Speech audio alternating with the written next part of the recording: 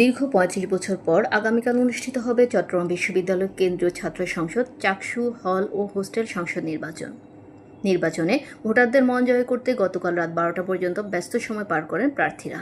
প্রচারণার শেষ দিনে শাটল ট্রেন, বিভিন্ন অনুষদ ও হলগুলোতেও সমানতালে প্রচার চালান প্রতিদ্বন্দ্বী প্রার্থীরা। আবাসন, যাতায়াত, নিরাপদ ক্যাম্পাস ও গবেষণা খাতে উন্নয়ন সহ নানা প্রতিশ্রুতি দিচ্ছেন তারা। বিশেষ করে নির্বাচনী প্রচারণা পত্র যেগুলো থাকছে সেগুলোতে মানুষ খুব বেশি আগ্রহী হচ্ছে।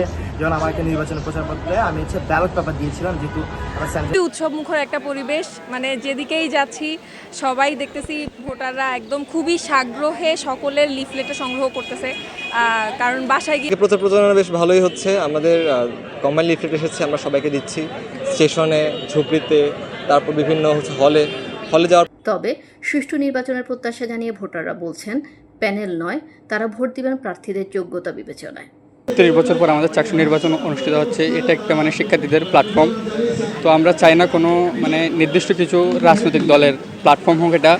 যে কেউ ভোট দেওয়া বাকি থাকবে না, ভোট দিতে আসা শহর থেকেও সবাই আসবে ভোট দিতে, তারা নিজেদের যোগ্য প্রার্থীকে বাছাই করে নেবে, যোগ্যতার ভিত্তিতে ভোট দিবে।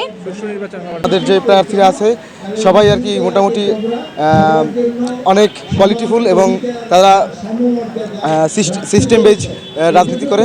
আমি মনে করি যে সামনে চাকসু নির্বাচনে 5টি অনুষদ ভবনে হবে ভোট কেন্দ্র। নির্বাচন ঘিরে ক্যাম্পাস জুড়ে থাকবে 4 স্তরের নিরাপত্তা ব্যবস্থা।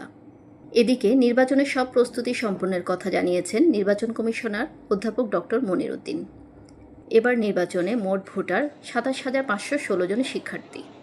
তারাই নির্বাচন করবেন আগামী দিনের কেন্দ্রীয় সংসদ ও হল সংসদের নেতা।